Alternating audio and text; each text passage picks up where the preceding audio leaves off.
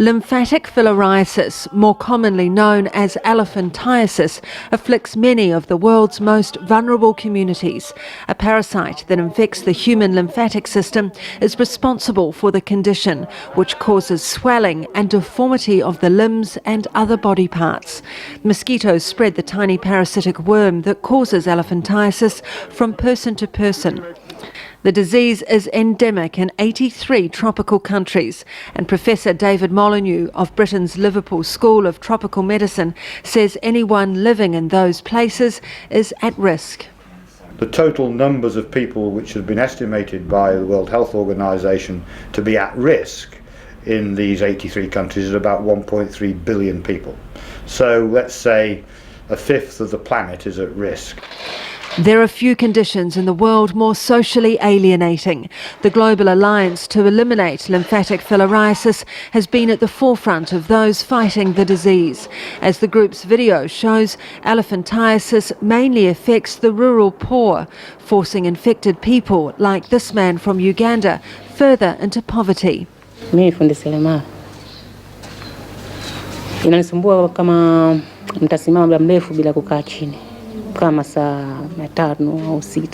Washing infected limbs can help ease the suffering, but it does not cure or stop the spread of the condition. This man comes from a village in Tanzania where elephantiasis is endemic. Ça va un problème parce c'est pas moi celle qui gagne malgré peuple a bon mouvement pour lui. Set up 9 years ago, the Global Alliance aims to eradicate elephantiasis as a public health threat by 2020. The group has teamed up with the UN World Health Organization and major drug companies such as GlaxoSmithKline and Merck. Andy Wright heads up GlaxoSmithKline's elephantiasis program. When the program started, there was a global plan produced by the WHO for how you could achieve this goal within 20 years. And progress against that plan is very much on target. So there's a lot of very strong evidence that the program is succeeding and a lot of confidence that in the vast majority of the countries it will be successful before 2020. The eradication program consists of 2 drugs, albendazole, donated by GlaxoSmithKline, and mectizan, donated by Merck. Those living in endemic areas take 2 pills a year for 5 years.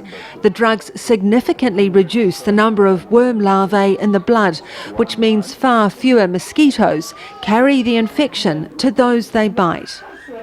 We made an agreement with the World Health Organization to donate one of our antiparasitic drugs, albendazole, to every country that needs it until the disease is eliminated. And that's an enormous commitment that'll take 20 years or more and will involve billions of our antiparasitic albendazole. Despite these efforts, there is much more to do in the fight to eradicate lymphatic filariasis. Populous countries such as Nigeria and Indonesia and others face logistical problems in delivering and implementing the program nationwide. Professor Molyneux says it should be viewed as the most important public health program of our generation. If we can't afford to implement that intervention within existing health financing environments, I don't believe we can afford to do anything in public health. Elephantiasis was once considered one of the world's most neglected afflictions, but those fighting it hope that by 2020 the disease will be gone.